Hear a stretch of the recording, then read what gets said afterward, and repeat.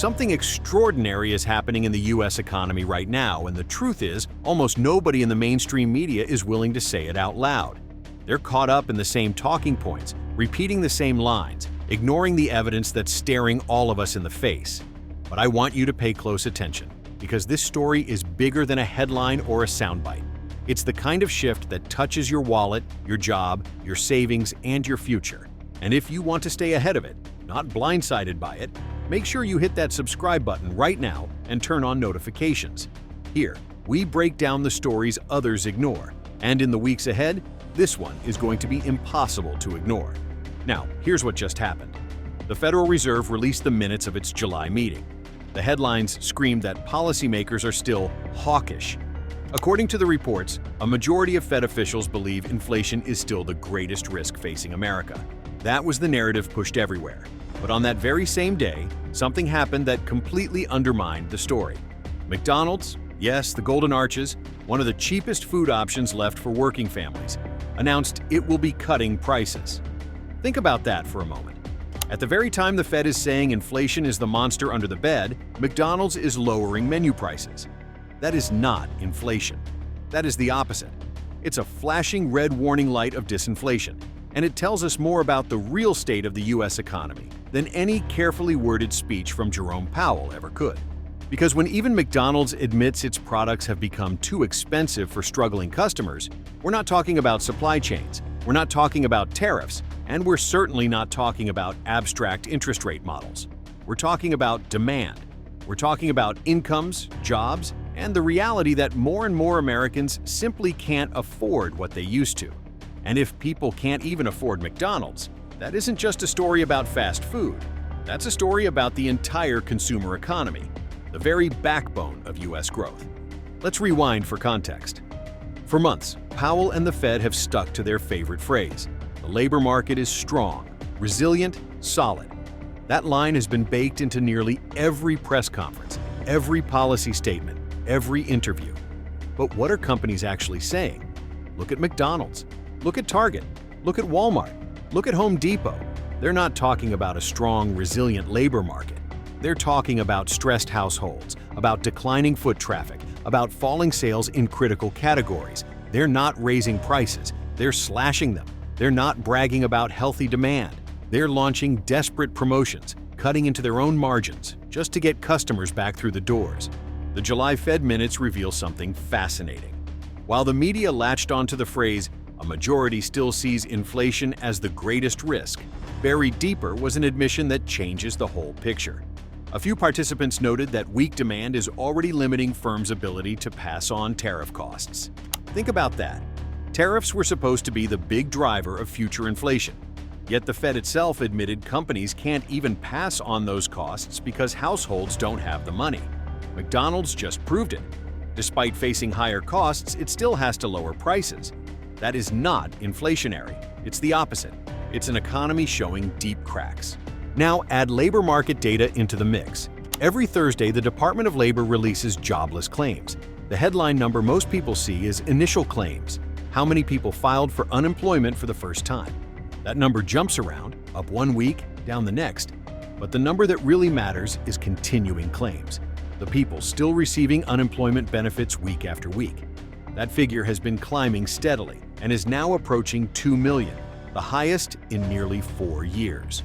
2 million Americans relying on unemployment checks because they can't find work. And here's the kicker. After 26 weeks, those benefits run out. At that point, those workers disappear from the official stats. They don't count as unemployed anymore. They don't count in the labor force. But they're still out there, struggling, invisible. And while the Fed insists the labor market is solid, the lived reality says otherwise. More people can't find jobs, while those who do are being squeezed by stagnant wages and higher living costs. When that happens, demand falls. People cut back. They delay purchases. They cancel plans. They skip meals.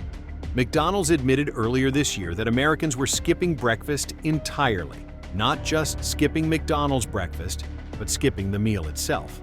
That was the red flag nobody wanted to acknowledge.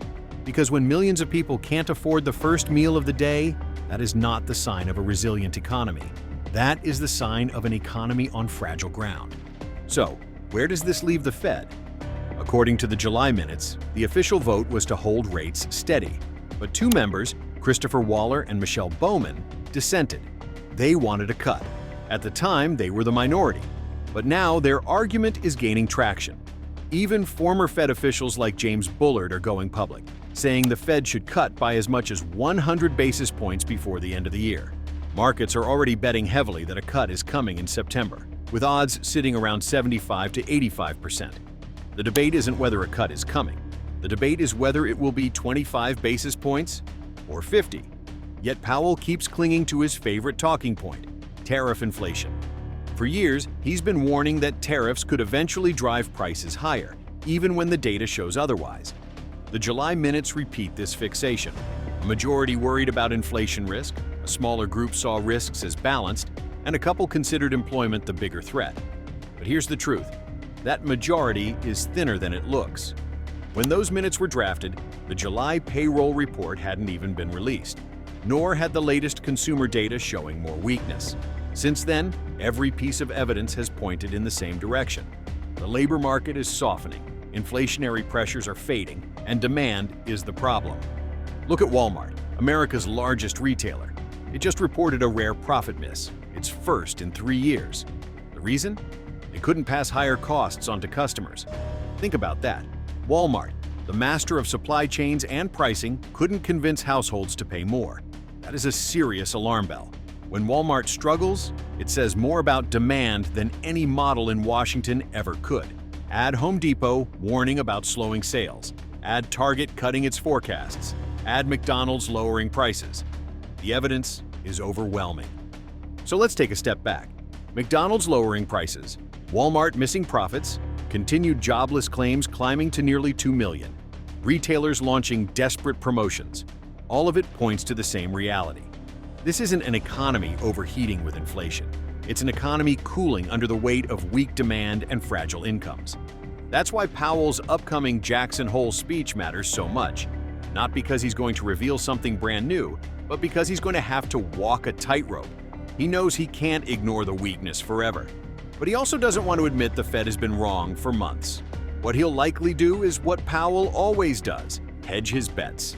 He'll warn about inflation risks, especially tariffs. He'll say the Fed is cautious, but he'll also signal he won't stand in the way of rate cuts if the data continues to weaken. And that's the real story here. It's no longer about Powell's personal stance. It's about reality forcing the Fed's hand. When McDonald's has to cut prices to win back struggling customers, when Walmart misses earnings, when jobless claims rise week after week, the case for lower rates becomes undeniable. Waller and Bowman may have been the minority in July. But today, the evidence is shifting the balance of power their way. We've seen this movie before. In 2019, the Fed said the economy was strong, only to suddenly cut rates. In 2020, it said inflation would never return, only to be blindsided by a supply shock. In 2023, it said inflation was entrenched, only to watch disinflation unfold. Again and again, the Fed clings to its models until reality drags it in the other direction. This time is no different. The markets know it. Investors are already pricing in multiple cuts, not just in September but beyond. Former Fed officials are auditioning for the chair role by calling for aggressive easing. And everyday Americans feel it right now, in skipped meals, in layoffs, in the promotions retailers never used to offer. So what happens next? A 25 basis point cut in September may buy some breathing room. But if conditions keep sliding, the Fed could be forced into a 50-point cut, maybe more before the year ends. The longer policymakers resist acknowledging weakness, the sharper the eventual correction will be. Meanwhile, households will keep struggling. Consumers aren't flush with cash. They're maxing out credit cards, cutting spending, and skipping essentials. That's why the McDonald's price cuts matter so much. It's not about fast food. It's about what it signals. When even the cheapest meals in America have to be discounted, it tells you how deep the consumer crunch has become. Here's the bottom line. Inflation is not the problem if people can't afford to buy. Prices don't stick when demand collapses. What sticks is weak incomes, rising uncertainty, and a labor market that's far weaker than the official stats admit. The Fed can cling to its fears, but the reality is undeniable. The real clown here isn't Ronald McDonald. It's policymakers pretending the economy is strong and resilient. It's not. It's fragile, stretched thin, and sliding toward stagnation. And when fast food chains, retailers, and jobless claims all tell the same story, you'd better believe them over the models in Washington. The next few weeks are critical. Powell will speak at Jackson Hole. Markets will parse every word. But the reality on the ground is already set. The consumer is weak. Companies are cutting prices. Jobs are weakening. And rate cuts are not just possible. They're inevitable. And that's where things stand. The Fed may say inflation is still the greatest risk, but the real risk is something else: a consumer economy running out of steam. You can't have growth without demand. You can't have resilience when people can't afford breakfast. And you can't have credibility when your models ignore reality. So, as Powell speaks and the media spins his words, remember this: the truth isn't in the press releases. It's in the actions of McDonald's, Walmart, Target, and Home Depot. It's in the jobless claims. It's in the empty wallets of millions of families. That's what matters.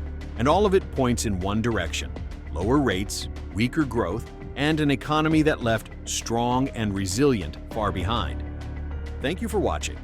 If you want to stay ahead of these shifts before they hit the headlines, hit that subscribe button and turn on notifications.